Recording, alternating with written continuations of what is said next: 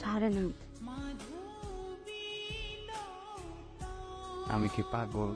একবার ভুলে আমার হাত ধরছে, 7 দিন হাতে পাতা পেছে যেন তোমার সো না হারায়। আজকে তো আমার স্পর্শ করছে, তুমি কি গাছ হয়ে যাবো না?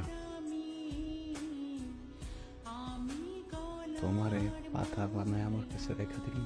ব্যথা পাইতেছি।